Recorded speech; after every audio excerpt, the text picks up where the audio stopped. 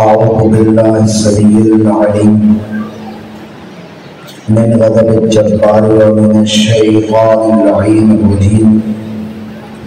بسم الله الرحمن الرحيم. الحمد لله الذي خلق الإنسان وعلمه البيان وشرفه على سائر الحيوان بالنطق والبيان وكرمنا وفضلنا على السابقة بالتصديق والإيمان وهو أحسن الخالقين.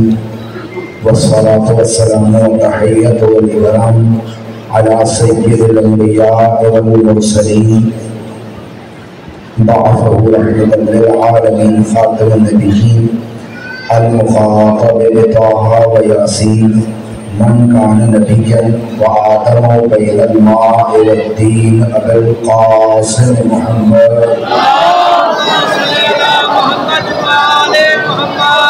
وعلى فطرته الأطيبين الأطهرين المعصومين المظلومين المنتجبين المخدومين ولعنة الله على أعدائهم أجمعين من يوم عداوتهم إلى يوم الدين وبعد يوم الدين.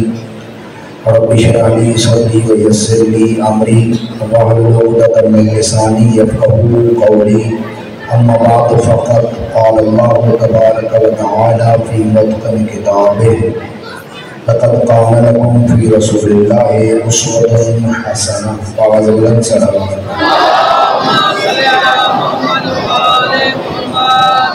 دعا ہے خدا منان قدوس آپ تمام کا اس بارگاہ میں آنا قبول فرمائے.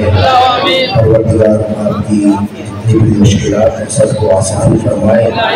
پروردگار ہمیں صحیح پڑھنے سننے سمجھنے اور عمل کی توفیق عنایت فرمائے. جتنے مومنین بیمار ہیں پروردگار تمام کو شفاء کاملہ نصیب فرمائے. عاشق بھائی کی کوئی عزیزہ بیمار ہے پروردگار انہیں شفاء کاملہ نصیب فرمائے.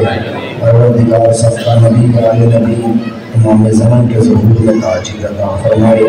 ہمیں ان کے اعمال صالح شمار فرمائے. اپنی اور ہماری دعاؤں کی قبولیت کے لیے بلند صلوات. نعرہ تکبیر، نعرہ تکبیر، نعرہ رسالت، نعرہ رسالت، نعرہ حیدری، آواز بلند تر صلوات. ماشاءاللہ دیمار مسلسل آپ مومنین سے ہم کلام ہونے کا موقع میسر آ رہا ہے.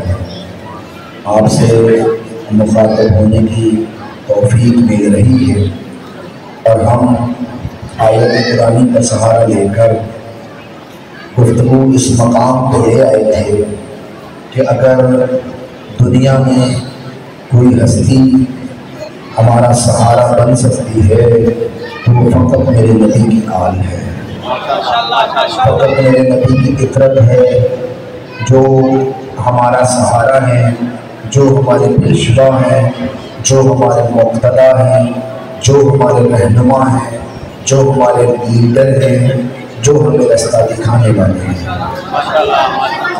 میرے نبی نے جن ہستیوں کے حوالے ہمیں کیا ہے وہ میرے نبی کی آل ہے. نبی نے ہم گناہگاروں کو جن کا دامن پکڑنے کا حکم دیا ہے وہ میرے نبی کی اپنی اولاد ہے، میرے نبی کی آل پاک ہے. وجہ یہ ہے کہ ہم گناہگار ہیں، خطا کار ہیں، سیاہ کار ہیں. ہم غلطی بھی کریں گے، ہم خطا بھی کریں گے، ہم بھول بھی جائیں گے، ہم نسیان بھی کریں گے، ہم سے گناہ بھی سرزد ہوگا.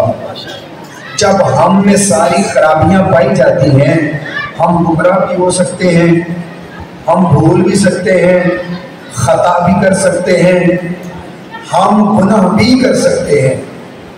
لیکن میرے نبی نے جن کے حوالے ہمیں کیا نہ وہ بھولتے ہیں، نہ وہ خطا کرتے ہیں، نہ وہ گناہ کرتے ہیں، نہ وہ بھٹکتے ہیں.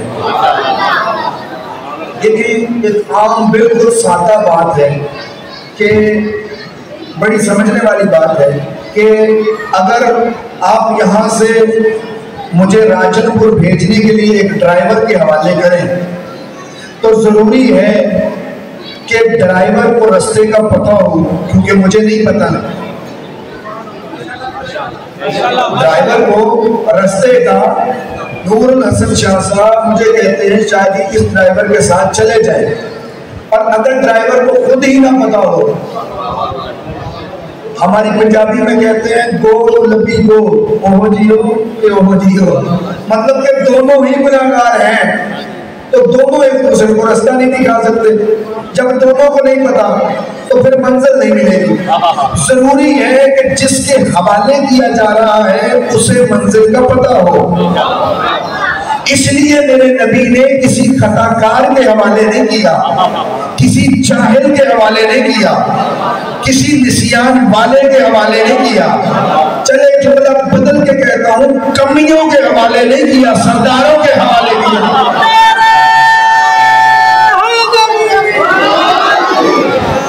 توجہ فرما رہے ہیں؟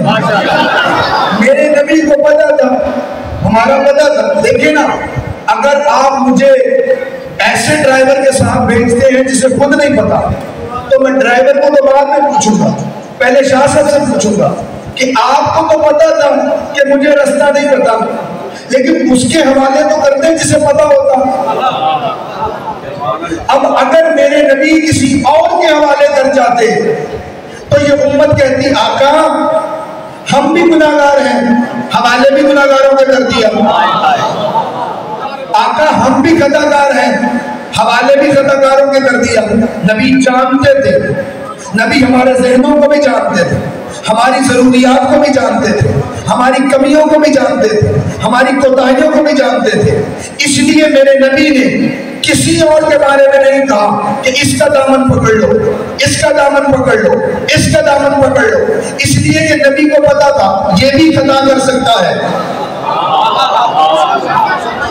یہ بھی خطا کر سکتا ہے، یہ بھی خطا کر سکتا ہے، لیکن فقط اپنی آل پہ یقین تھا کہ دنیا اپنا رستہ بدل سکتی ہے، پہاڑ اپنی جگہ چھوڑ سکتے ہیں، میری آل کل بھی معصوم تھی، آج بھی معصوم ہے۔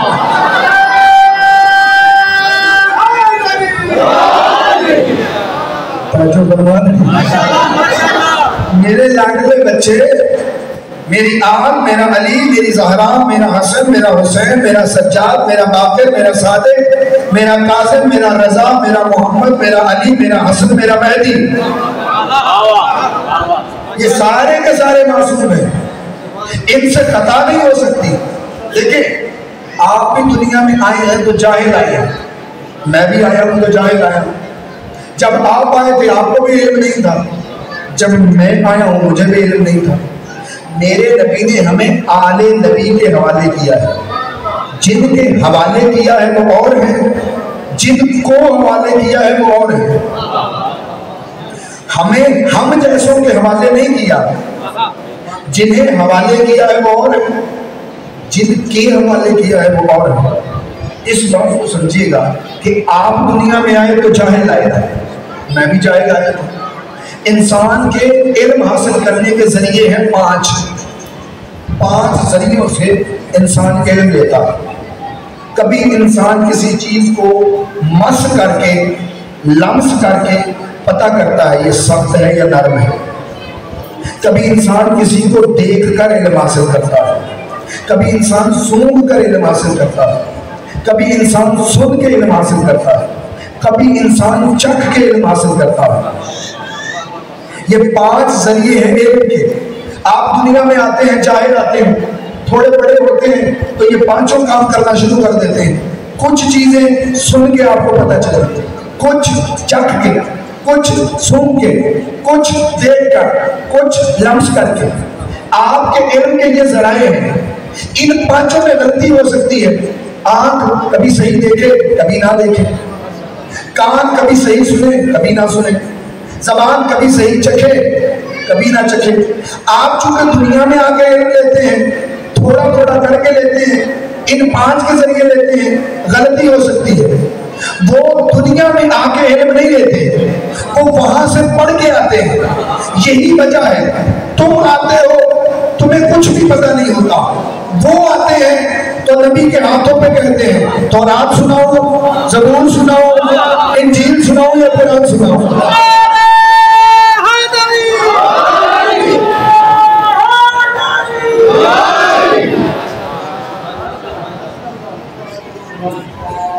सलवात पढ़ देना।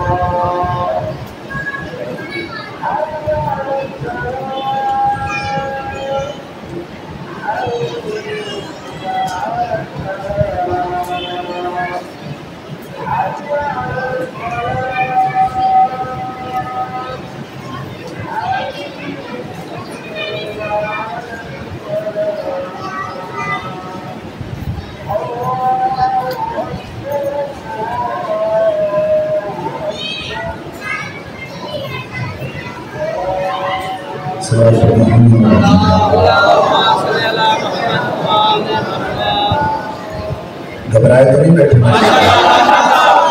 तुम आते हो जाहिल आते हो, मैं आया जाहिल आया, आपके दुनिया में सीखा, वो आए तो आलिम आए, उन्हें यहाँ आके पढ़ने की जरूरत नहीं। तुम्हारा इल्म इन हवास के जरिए दिल तक जाता है, उनका इल्म दिल से जुबान पे आता है। वो यहाँ आके नहीं पढ़ते, वो आप और मेरे जैसे नहीं है, हम और हैं, वो और है। मौला हसन झूले में है, आसमान की तरफ देख रहे हैं, आंखें नहीं झपक रहे। उम्मे अहमद ने बीबी सैयदा से कहा, आपका ये बेटा टिकटिकी बांध कर आसमान को देख रहा है, आंखें नहीं झपक रहा, कहीं ये बीमार तो नहीं? बीबी मुस्कुराई, मुस्कुरा के कहने लगी, नहीं ऐसी कोई बात नहीं है, मेरा ये बेटा लोहे महफूज का मुतालिया कर रहा है। मेरा ये बेटा लोहे महफूज का मुताला कर रहा है। घबराए नहीं बैठे तो जुमला एक ही है जो आपके सामने रखना है। वो जुमला ये है कि तुम आते हो तो इंसान की लकीरें पढ़ते हो, वो आते हैं तो लोहे महफूज की तहरीरें पढ़ते हैं।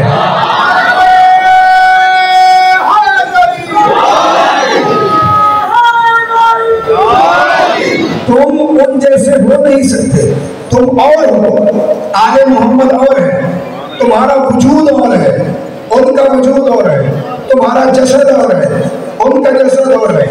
वो तुम्हारी हिदायत के लिए आए हैं, वो तुम्हारी रहनुमाई के लिए आए हैं।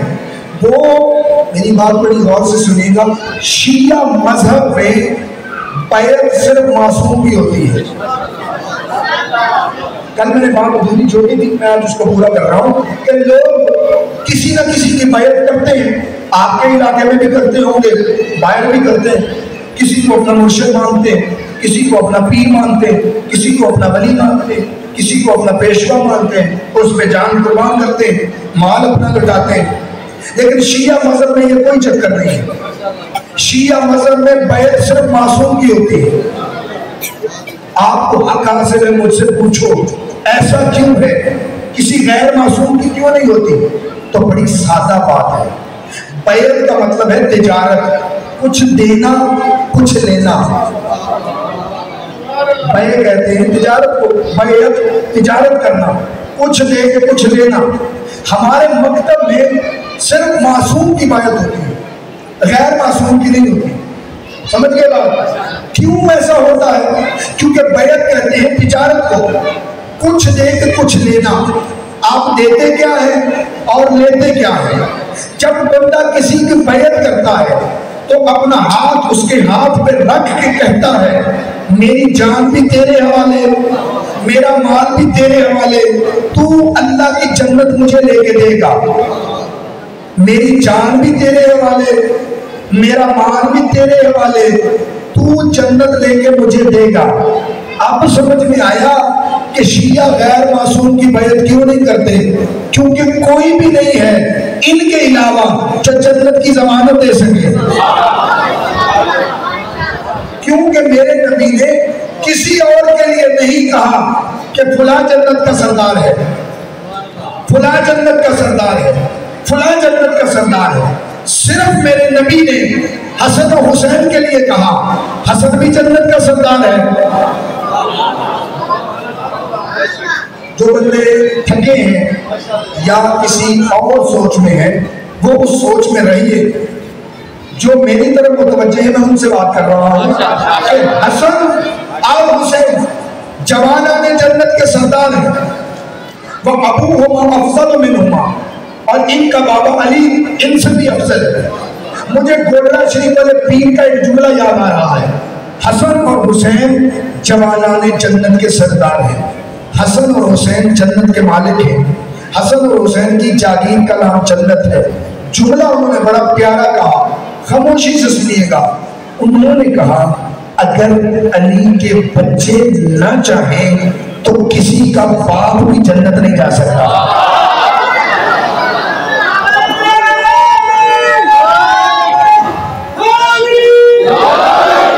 اگر علی کے بچے نہ چاہیں تو کسی کا باپ بھی جنت نہیں جا سکتا. چلے ایک جملہ مجھے اور کہنا ہے. جنت ہے حسین کی ملکیت. جن بندوں کو کوئی بھی نہیں پوچھتا، آج کل وہ بھی فلسفی ہیں. کتابیں پڑھ کے فلسفی نہیں بنتے، علم حاصل کر کے فلسفی نہیں بنتے. سارا دن فیس بک کی پوسٹیں پڑھتے ہیں، شام کو تھڑوں پہ بیٹھ کے فلسفہ جاڑتے ہیں. وہ بھی کہتے ہیں زلجنا نہ چوما کرو، علم نہ چوما کرو. ہے کیا؟ لکڑی تو ہے، کپڑا تو ہے، جانور تو ہے. میں ان سے کہتا ہوں جو سارا سال ہمارے سر کھاتے ہیں کہ نہ چوما کرو، نہ چوما کرو، نہ چوما کرو، وہ جب حج پہ جاتے ہیں حجر اسود کو چومتے ہیں. جب وہ حج پہ جاتے ہیں حجر اسود کو چومتے ہیں. وہ جو کعبے کے اندر پتھر لگا ہوا ہے کونے پہ اسے چومتے ہیں. سارا سال سر کھاتے ہیں کہ نہ چوما کرو، خود چومتے. اور حکم ہے کہ جب طواف کر رہے ہو تو اسے چومو. اگر رش کی وجہ سے نہ چوم سکو تو اشارہ کرو اور ہاتھ کو چومو. سارا سال کہتے ہیں کہ نہ چومو، حجر اسود کو چومتے ہیں. ذرا ان سے پوچھو کہ یہ پتھر کون سا پتھر ہے، کہاں سے آیا ہے. یہ کہیں گے جی اس کو حضرت آدم جنت سے لے کے آئے ہیں. ہم اس لیے چومتے ہیں یہ پتھر جنت سے آیا ہے. جنت حسین کی جاگیر ہے. جنت حسین کی جاگیر ہے. ہم اس پتھر کو چومتے ہیں. کہاں سے آیا ہے؟ جنت سے. جنت حسین کی جاگیر ہے. رک کے جملہ کہنا چاہتا ہوں، مولانا آپ کی عقل کی سمجھ نہیں آئی. جو چیز حسین کی جاگیر سے منسوب ہو جائے اسے چومنا عبادت ہے. جو گھوڑا حسین سے منسوب ہو جائے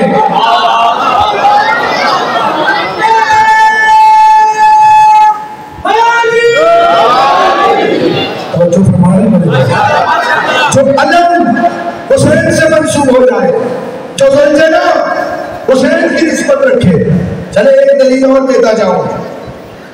جو یہ کہتا ہے نا چوما نہ کرو، لکڑی ہے، کپڑا ہے، جانور ہے، اس کی اور شیطان کی سوچ ایک ہے. نہیں، خاموشی حق تھا آپ کا. ایسے شور نہیں کرنا چاہیے جب تک سمجھ میں نہ آئے. جن کو سمجھ آ گئی ان کو میرا سلام ہے، جن کو نہیں آئی انہیں ساتھ ملا کے چلتا.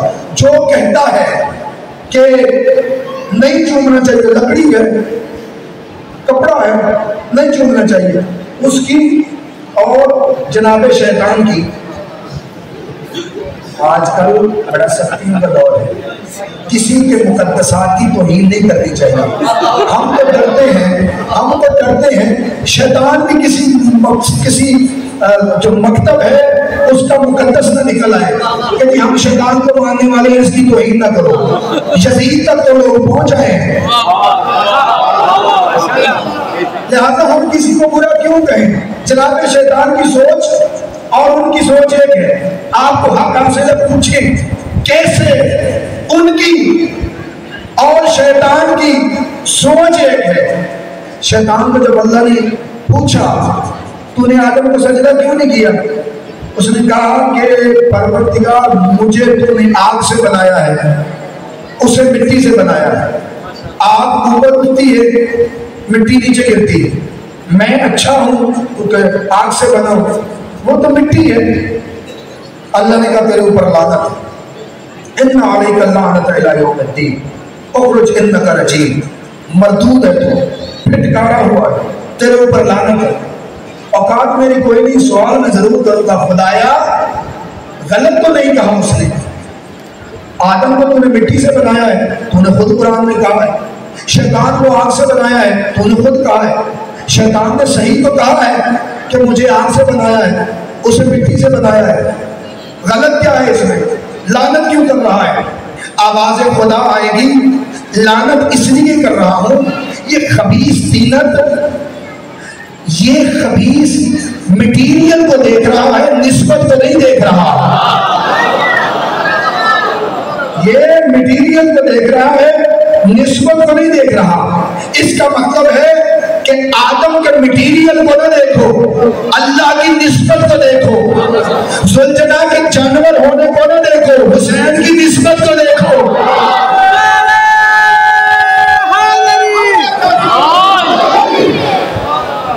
حسین کی نسبت کو دیکھو، اور یہ بھی قرآن کے اصولوں کے تحت واضح ہو گیا کہ جو مٹیریل پہ نظر رکھتا ہے وہ شیطان والا ہوتا ہے، جو نسبت پہ نظر رکھتا ہے وہ رحمان والا ہوتا ہے۔ اللہ نے تمہیں آل محمد عطا کیے، اور میں یہ ضرور کہوں گا اور کہنا میرا فریضہ بھی ہے کہ جتنی بڑی نعمت ہو اتنی بڑی ذمہ داری ہوتی ہے۔ آپ کے دنیا کے عہدے دیکھ لیں، جتنی بڑی پوسٹ ہوتی ہے اتنی بڑی ذمہ داریاں ہوتی ہیں، جتنی بڑی نعمت ہوگی اتنی بڑی ذمہ داریاں ہوں گی۔ دنیا کی سب سے بڑی نعمت کا نام ولایت علی ہے۔ علی کی بیٹا خاموشی سے بیٹھو، دنیا میں سب سے بڑی اللہ نے جو نعمت دی ہے وہ علی کی ولایت ہے، اور اللہ نے ایرے غیرے کو نہیں دی، ہر کسی کے حوالے علی کی ولایت نہیں کی۔ اللہ کو پتہ تھا کون سے سینے ہیں جو علی ہضم کر سکتے ہیں، کون سے سینے اس قابل ہیں جو ولایت علی ہضم کر سکتے ہیں، اللہ نے ان کے حوالے کی ہے۔ جب نعمت اتنی بڑی ہے تو ذمہ داری بھی بڑی ہے۔ یا تو یہ کہو کہ اللہ نے آپ کو علی کی محبت نہیں دی، آپ سارے کہیں گے ہمارے دل میں علی کی محبت ہے، ہمارے بچے علی پہ قربان، ہمارا گھر علی پہ قربان، ہمارا مال علی پہ قربان، ہماری نسلیں علی پہ قربان، سب کا یہ عقیدہ ہے، مجھے معلوم ہے۔ جب اللہ نے علی دیا ہے تو ذمہ داری بھی بڑی ہے۔ پھر ذمہ داری کیا ہے؟ آقا فرماتے ہیں لوگوں کو ہماری طرف بلاؤ، زبان سے نہیں کردار سے بلاؤ۔ مجھے پتا تھا آپ کو چپ کر جانا ہے اور خاموش ہو جانا ہے، لیکن دیکھیں یہاں پہ جو ممبر پہ بیٹھتا ہے نا وہ پیغام رساں ہوتا ہے، وہ خبر دینے والا ہوتا ہے۔ یہ جو آپ میری عزت کرتے ہیں، مجھے اس بلندی پہ بٹھاتے ہیں، یہ میری ذات کی عزت نہیں ہے، یہ سر پہ امامہ ہے، کندھوں پہ قبا اور عبا ہے، اس کی عزت ہے، میری عزت نہیں ہے۔ کیوں؟ کیونکہ اس امامے کی نسبت 14 کے ساتھ ہے، ورنہ میرے جیسے اور کتنے ہیں جو چلے پھر رہے ہیں، ان کی آپ وہ عزت نہیں کرتے جو میری کرتے ہیں۔ اصل میں یہ میری عزت نہیں، 14 کی عزت ہے کہ ان کی نسبت میرے ساتھ ہے، اور میں بھی تب اس ممبر کا اہل کہلاؤں گا جب میں اپنی بات نہیں 14 کی بات کروں گا، ان کا پیغام آپ تک دوں گا۔ اگر کوئی بندہ مجھے باہر کھڑے ہو کے چٹھی دے کہ آپ یہ چٹھی نور شاہ صاحب کو دے دینا، میں یہ چٹھی ان کے حوالے کر دوں، اس چٹھی میں کوئی ایسی بات لکھی ہو جو انہیں پسند نہ ہو، یہ غصہ مجھ پہ کریں گے یا اس پہ کریں گے؟ غصہ کس پہ کریں گے؟ اس پہ جس کی چٹھی ہے، میں تو پہنچانے والا ہوں، مجھ پہ کون سا غصہ؟ اب میں 14 کا پیغام پہنچا رہا ہوں، آپ کو اچھا لگے یا نہ لگے، 14 جانے اور آپ جانے، آپ کو پسند ہو، مجھ پہ غصہ نہ کرنا، میں صرف پہنچانے والا ہوں، میں صرف بتانے والا ہوں، آپ کا اور ان ہستیوں کا معاملہ ہے۔ اور وہ کہتے ہیں ہمارے شیعہ وہ ہیں جو ہماری خوشی میں خوش ہوتے ہیں، ہمارے غم میں غمگین ہو جاتے ہیں، وہ ہمارے شیعہ ہیں۔ یعنی جس چیز میں ہم خوش ہیں اس میں ہمارے شیعہ خوش ہیں، جس میں ہم غمگین ہیں، جو چیز ہمیں اچھی نہیں لگتی ہمارے شیعوں کو نہیں لگتی۔ اب مجھے ذرا سوچ کے بتاؤ کہ نماز چھوڑنے میں 14 خوش ہیں یا پڑھنے میں خوش ہیں؟ بندے چپ ہو گئے ہیں۔ میں رک کے جملہ کہوں گا، نماز پڑھنے میں 14 خوش ہیں یا چھوڑنے میں خوش ہیں؟ اس جملے کو بھی چھوڑ دیں۔ جس نے سجدے میں سر دیا کسی اور کا امام تھا یا تمہارا امام تھا؟ جو مسجد سے گیا کسی اور کا امام تھا یا تمہارا امام؟ تمہارا امام تھا۔ اور بھی امام ہے دنیا کے، لیکن کوئی نہیں ہے جو سجدے میں گیا ہو، کوئی نہیں ہے جو مسجد سے گیا ہو، یہ تمہارا امام ہے۔ آتا ہے تو کعبے میں آتا ہے، جاتا ہے تو مسجد سے جاتا ہے، یعنی تمہارا امام ہے جس نے بتا دیا ہمارا آنا بھی اللہ کے لیے ہے اور ہمارا جانا بھی اللہ کے لیے، اور جس رستے پہ ہم ہیں ہمارے شیعہ بھی اسی رستے میں ہیں، وہ جان سے زیادہ ہمیں عزیز رکھتے ہیں۔ یہ اپیل فرما لیں اور اس کے بعد گفتگو یہی سے شروع ہوگی۔ بابا بلند صلی اللہ علیہ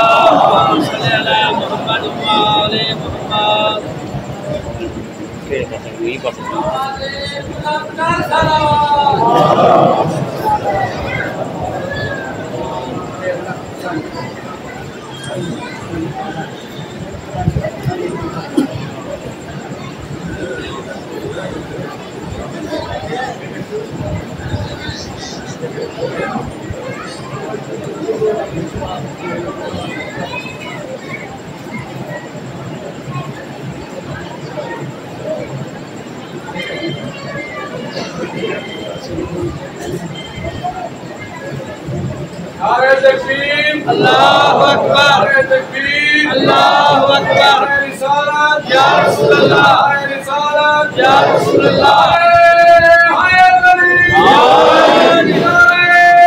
حیات علی،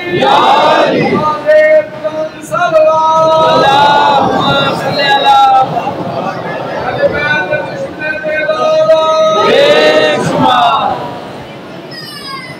توجہ ہے عزیزاں، ماشاءاللہ ماشاءاللہ۔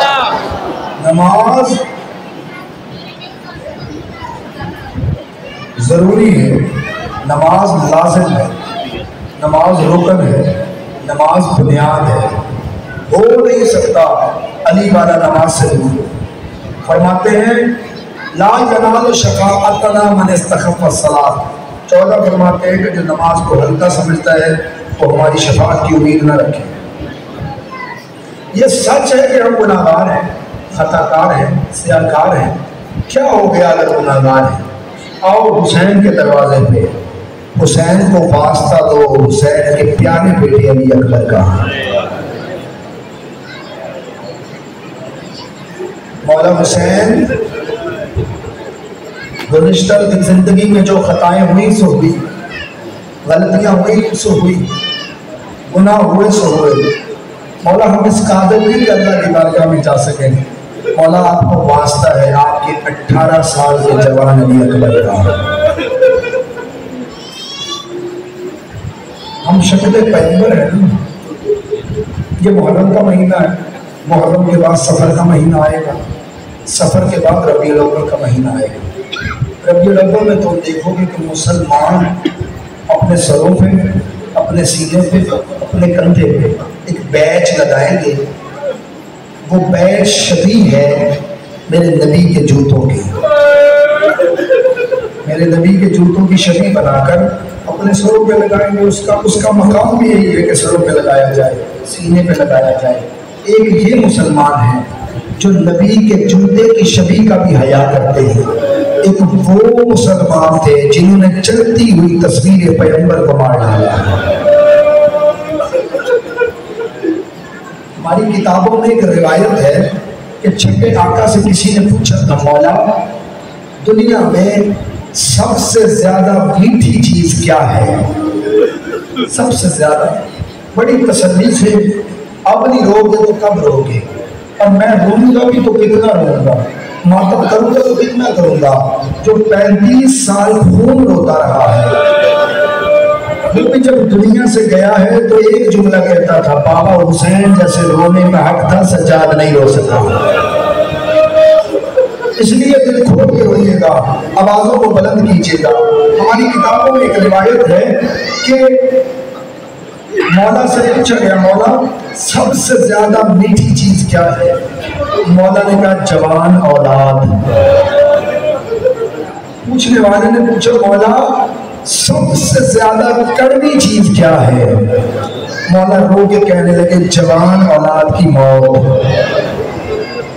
اللہ کبھی کسی باپ کو یہ دن نہ دکھائے کہ اسے جوان بیٹے کا لاشا اٹھانا پڑ جائے۔ میں آج کی مجلس اپنے بھائی سفیر کے نام کرتا ہوں جو جوانی میں دنیا چھوڑ کے چلا گیا، بس چند جملے مجھ سے سن لو جو تمہارے حصے کے ہیں۔ علی اکبر کوئی معمولی جوان تھا؟ جوان یہ خواہش کرتے ہیں کہ ہم جوانی گزاریں، جوانی جس پہ ناز کرتی تھی اسے اکبر کہا جاتا ہے۔ حسین کا لاڈلا علی اکبر، حسین کا پیارا بیٹا علی اکبر۔ کون ہے علی اکبر؟ روایت کہتی ہے بڑا پیار تھا حسین کو اکبر سے، یہی وجہ تھی کہ راتوں کو اٹھ کے اکبر کو چوما کرتے تھے۔ نواب شاہ نے اکبر کو مانگا تھا، راتوں کو اٹھ کے چوما کرتے تھے۔ ایک مرتبہ حسین رات کو اٹھے ہیں علی اکبر کو چومنے کے لیے، عجیب منظر دیکھا، اکبر کے کمرے میں کوئی کالے برقعے والی بی بی ہے جو اکبر پہ جھک کے اکبر کی پیشانی چوم رہی ہے۔ آواز دے کے کہتے کون ہے رات کے اس پار اکبر کو چومنے والی؟ پلٹ کے کہتی کوئی اور نہیں، میں پالنے والی زینب ہوں۔ اکبر جتنا حسین تو اکبر کو پیار کرتا ہے اتنا ہی میں پیار کرتی ہوں۔ چند جملے مجھ سے سنو، بڑا پیار تھا اکبر سے حسین کو۔ سنو یہ جملہ، روایتیں کہتی کمینوں نے سر کاٹے ہیں، سر کاٹ کے نیزوں پہ بلند کیے ہیں۔ کربلا سے لے کر شام تک حسین کا سر ادھر دیکھتا تھا جدھر اکبر کا سر ہوتا تھا۔ جب کمینوں کو پتہ چلا ہے نا، بڑی تسلی سے سنیے، خود کے سنیے نا مسئلہ، جب کمینوں کو پتہ چلا ہے کہ باپ بیٹے سے کتنا زیادہ پیار کرتا ہے، ان کمینوں نے دونوں سروں کو اٹھایا ہے، صندوق میں بند کر دیا۔ ایک صندوق میں حسین کا سر، ایک صندوق میں اکبر کا سر۔ کچھ میل جا کے کھولا ہے، حسین کا صندوق کھولا ہے، حسین کا سر نہیں تھا۔ ایک کمینہ چابک لے کے آتا ہے، حسین کے بیٹے سجاد کی پشت پہ چابک مارنا شروع کرتا ہے۔ بتاؤ حسین کا سر کہاں پہ ہے؟ جب یہ جملہ کہا بتاؤ حسین کا سر کہاں پہ ہے، سید سجاد اٹھے، اکبر کا صندوق کھولا، نیچے علی اکبر کا سر۔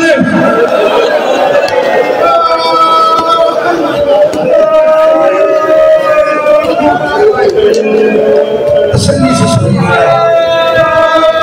اپنی آوازوں کو بلند کرو۔ اکبر کی ماں آئی ہے پردے میں، حسین آئے ہیں پرسہ لینے کے لیے۔ آوازیں بلند کیجیے گا، چند جملے مجھے اور کہنے ہیں۔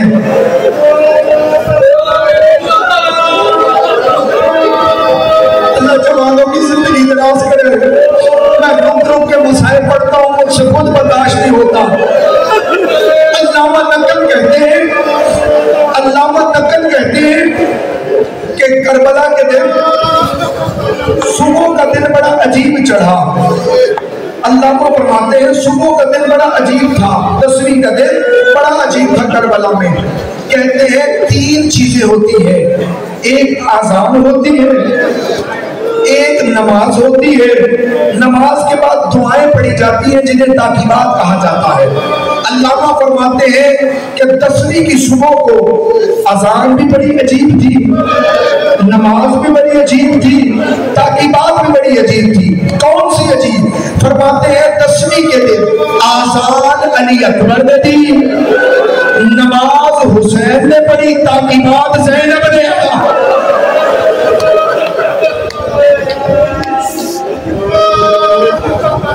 کربلا سے لے کر مدینے سے لے کر کربلا تک حسین کا معظم تھا حجاج ابن مسروق.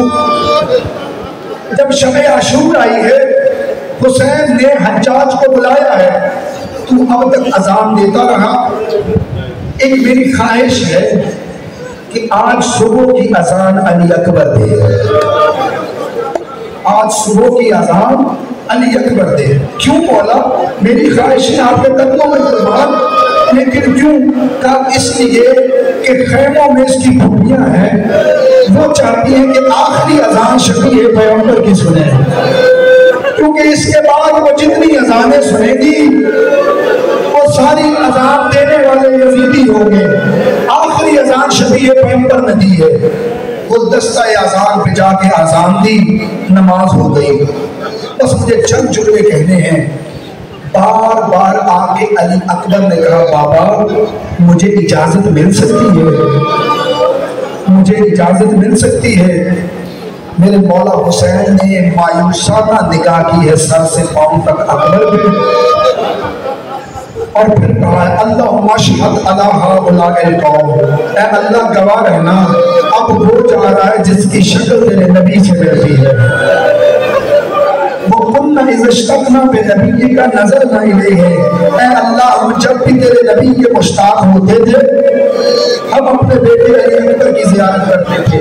بس مجھے چند جملے کہنے دو. حسین نے تیار کیا ہے علی اکبر کو. تیار کرنے کے بعد اکبر میری طرف سے اجازت ہے اپنی پھوپھیوں سے الوداع کر لے. اکبر خیمے میں گئے.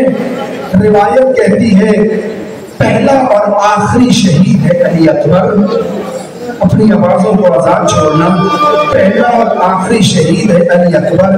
جب خیمے میں الوداع کے لیے گیا ہے علی کی بیٹیوں نے پتھروں سے ماتم کیا ہے. اکبر خیمے میں گئے, سب سے پہلے سید سجاد کے خیمے میں گئے ہیں. دیکھا کہ بھائی سو رہا ہے. ایک مرتبہ سجاد کی تلیوں کو چوما ہے. میں نے علماء سے پوچھا کیوں تلیاں چومی ہیں؟ علماء رو کے کہتے اکبر کو پتا تھا یہ تلیاں شام تک سفر کریں گی. سجاد پیدل تک کوفہ و شام جائے گا. چل کے آئے ہیں, بھائی کو جگایا نہیں, چل کے آئے ہیں دوسرے خیموں میں.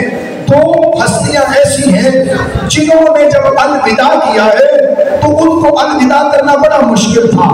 ایک حسین کی ہستی ہے, ایک اکبر کی ہستی ہے. اکبر جب گزرے ہیں بیویوں نے حلقہ بنا کے ماتم شروع کیا ہے. واہ محمد واہ علی, ادھر ماتم شروع ہوا ہے, ادھر سید سجاد کی آنکھ کھلی ہے. چلتے ہوئے عصا کا سہارا لے کر اس خیمے میں آئے ہیں جہاں پہ اکبر کھڑے تھے. اکبر کدھر جا رہے ہو؟ رو کے کہنے لگے موت کی طرف جا رہا ہوں. جب کہا کہ شفیع پیغمبر موت کی طرف جا رہا ہے, ایک مرتبہ کہا اکبر تلوار مجھے دے, اکبر لباس مجھے دے, اکبر عصا تو پکڑ لے, میرا لباس تو پہن لے, تیرا لباس میں پہن لیتا ہوں, اکبر تیری جگہ میں جاتا ہوں. جب دونوں بھائیوں میں گفتگو ہو رہی تھی دونوں بھائیوں نے ایک دوسرے کے گلے میں باہیں ڈالی. دونوں بھائی بلند آواز سے رونے لگے. زینب و کلثوم نے چھڑانا چاہا, بھائی باہیں نہیں چھوڑ رہے. جب خیموں میں گریہ بلند ہوا حسین دوڑتے ہوئے اندر آئے. ایک ہاتھ علی اکبر کے کندھے پہ رکھا, ایک ہاتھ سجاد کے کندھے پہ رکھا. دونوں کو جدا کر کے کہا او میرے بیٹو حسین کی اپنی قسمت. روایت کہتی ہے کہ علی اکبر جب خیمے سے نکل رہے تھے کبھی خیموں کا پردہ اٹھتا تھا کبھی گر جاتا تھا, کبھی اٹھتا تھا کبھی گر جاتا تھا. علامہ حسین چاڑا کہتے ہیں شاید وجہ یہ تھی اکبر جانے کا ارادہ کرتا, کبھی ماں روک لیتی تھی, کبھی بہنیں روک لیتی تھی, کبھی پھوپھیاں روک لیتی تھی. الغرض علی اکبر باہر آئے, گھوڑے پہ سوار ہوئے. میرے اللہ مجھے توفیق دے میں سمجھا سکوں. اکبر گھوڑے پہ سوار ہوئے. حسین نے کہا اکبر تو جوان ہے, میں تجھے روکتا نہیں ہوں, اکبر چلا جا. اکبر چند قدم گئے تھے, اکبر نے محسوس کیا پیچھے کوئی آ رہا ہے. پیچھے مڑ کے دیکھا تو بوڑھا باپ ہے, امامہ کھلا ہوا ہے, اکبر کے پیچھے دوڑ رہا ہے. اکبر نے جلدی سے زین چھوڑی, بابا کے قدموں میں آئے, بابا مجھے حکم دے میں نہیں جاتا. کہ اکبر چلا جا. اکبر تو جو پوچھ رہا ہے نا میں کیوں آیا ہوں, کاش تیرا بھی کوئی اکبر ہوتا. تجھے پتہ چلتا جوان اولاد کو میدان کی طرف کیسے بھیجا جاتا ہے. اکبر اب میں تجھے نہیں روکوں گا. اکبر پھر گھوڑے پہ سوار ہوئے, گھوڑے کو ایک لگائی ہے, چند قدم چلے تھے. اکبر کے سامنے ایک کالے برقعے والی بیوی آئی ہے. اکبر کو روکے گا, اکبر روک, اکبر تو میدان کی طرف جا رہے ہیں, ذرا پیچھے موڑ کے دیکھ میں حسین کو لو. دوسری مرتبہ حسین کی طرف مڑے ہیں علی اکبر. اب کی بار بابا کو الوداع کیا. بابا نے روکے کہا اکبر اب نہیں رکوں گا, چلا جا میدان میں. ایک رحم کرنا, جب تک اکبر زندہ رہو پیچھے موڑ موڑ کے دیکھتے رہنا. اکبر میدان کی طرف چلے گئے, بس 2 جملوں کی اجازت دو. اکبر لڑ رہے تھے, اچانک حسین کا دل مچلا ہے. حسین چل کے خیموں میں آئے ہیں. بی بی ام لیلہ کو بلایا ہے, بلا کے کہنے لگے میرے نانا کا حکم ہے ماں اولاد کے لیے دعا مانگے, اللہ قبول کرتا ہے. اللہ سے ایک مرتبہ دعا کر, ایک مرتبہ اکبر مجھے زندہ مل جائے. بی بی نے سر سے چادر اتاری, خاک کربلا سر میں ڈالی, ایک مرتبہ آسمان کی طرف مڑ کر کے کہا یا راج یوسف الہ یعقوب علیہ السلام, اے یعقوب کو یوسف ملانے والے. حسین کو اکبر ملا. اکبر واپس خیمے میں آئے ہیں. ایک مرتبہ باپ کے قریب آئے, بابا پیاس نے مار ڈالا ہے. اکبر اپنا منہ کھول, اکبر نے منہ کھولا. حسین نے اپنی زبان اکبر کے منہ میں رکھی. اکبر نے کہا بابا نکال زبان. اکبر کیا ہوا, کہ بابا آپ تو مجھ سے بھی پیاسے. حسین نے اپنی انگوٹھی اتاری, اکبر کے منہ میں رکھی. اکبر چلا جا, جب تک زندہ رہنا مڑ مڑ کے دیکھتے رہنا. 120 ناریوں کو فنار کیا. بس میں نے ختم کیا مضمون. ایک مرتبہ منظر سمجھ لیجئے گا, منظر سمجھیے گا. حسین ٹیلے پہ کھڑے ہیں, اکبر کو دیکھ رہے ہیں. زینب خیمے کے دروازے پہ حسین کو دیکھ رہی ہے. بی بی ام لیلہ مصلی پہ زینب کو دیکھ رہی ہے. تاریخ نے عجیب منظر دیکھا ہے. ایک مرتبہ اکبر نے زین چھوڑی ہے, حسین نے ٹیلا چھوڑا ہے. زینب در خیمہ پہ گری ہے, ام لیلہ مصلی پہ گری ہے. آسمان کی طرف منہ کر کے کہا اللہ میری قربانی قبول. اکبر نے کہا السلام علیکم یا ابا. بابا اکبر کا آخری سلام. حسین دوڑتے ہوئے لے آئیے گا, تابوت کو لے آئیے گا. حسین دوڑتے ہوئے گئے ہیں مقتل کی طرف. عجیب جملے لکھے ہیں مقتل نے. حسین کی زبان پہ ایک ہی جملہ ہے, یا علی یا علی یا علی. علماء لکھتے ہیں نہیں معلوم اکبر کو آواز دے رہے تھے کہ جوان بیٹے آواز دے, باپ پورا ہو چکا ہے, یا اپنے پاپا علی کو کہہ رہے تھے سب کے مشکل کشا علی جلدی آئیے, حسین پورا ہو گیا ہے. جوان بیٹے کا لاشا حسین